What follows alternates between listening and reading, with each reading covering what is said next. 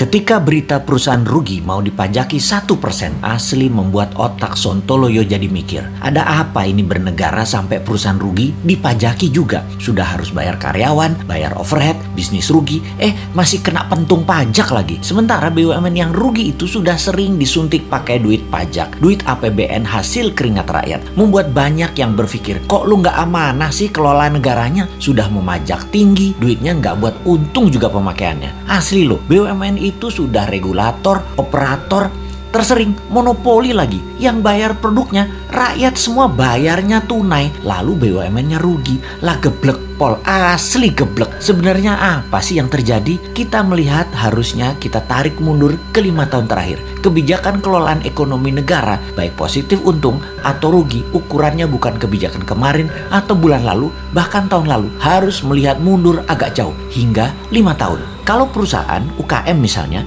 bisa terlihat langsung sebuah kebijakan bulan lalu membuat perusahaan untung atau perusahaan rugi, bisa langsung terlihat. Keadaan ekonomi negara saat ini kita melihat faktanya adalah uang kering. Faktanya adalah uang yang beredar hanya 44% dari PDB. Banyak orang menahan uangnya untuk tidak muter. Ini sudah kejadian lama, melambat dan melambat. Ekonomi turun karena keringnya uang beredar. Kita bandingkan dengan negara lain. Jepang saat ini uang beredarnya 120% dari PDB. Tiongkok 250% dari PDB. Amerika 200% dari PDB. Gini deh, kita kasih info tambahan lagi. Di Tiongkok yang transaksinya pakai non tunai itu 2 kali PDB Tiongkok yang 13.000 billion dolar. Sebanyak 26.000 billion dolar transaksi non cashnya. Indonesia hanya 6% dari PDB. Yang 1.000 billion tersebut hanya 60 billion. Langit dan dasar bumi perbandingannya. Gitulah kira-kira kita membandingkannya. Kemudian pajak mau naik 5%. Ada tax amnesty jilid 2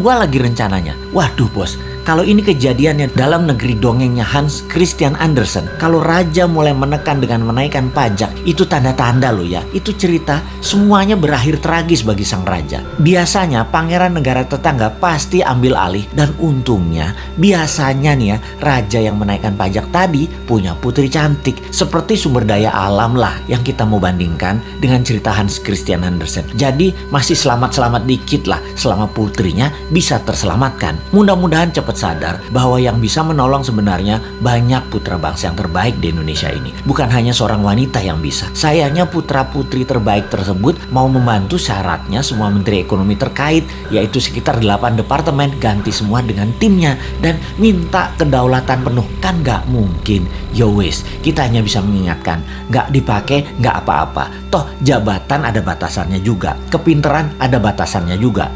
Tapi bener deh bos, kalau kebodohan mah gak ada batasnya. Kembali ke pajak. Ini yang buat nyesek kebijakan keuangannya dengan menaikkan pajak tinggi dan menekan. Kalian itu wahai pejabat tidak ikut membuat kaya rakyat, malah majekin. Kebijakan pejabat harusnya membuat makmur rakyat. Begini ilustrasinya. Kalau rakyat dapat 100, dipajaki 10, oke lah. Lalu sekarang dipajaki mau 12% atau 15%. Sementara pendapatan turun hanya jadi 80. Ya teriaklah rakyat. Bener deh.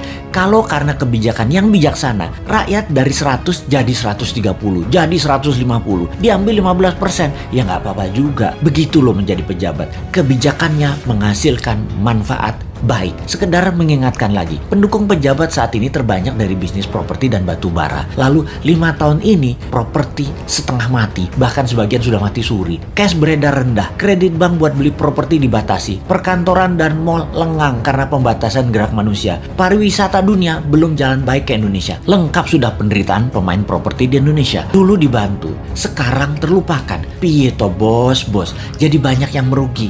Kena pajak 1% lagi. Ay mampus dah. Wes 2024 gak usah dipilih semua calon-calon dari pejabat sekarang deh. Pasti sama lagi kebijakannya. Cari yang baru. Masa gak ada berlian di antara 270 juta penduduk Indonesia selain mereka sih?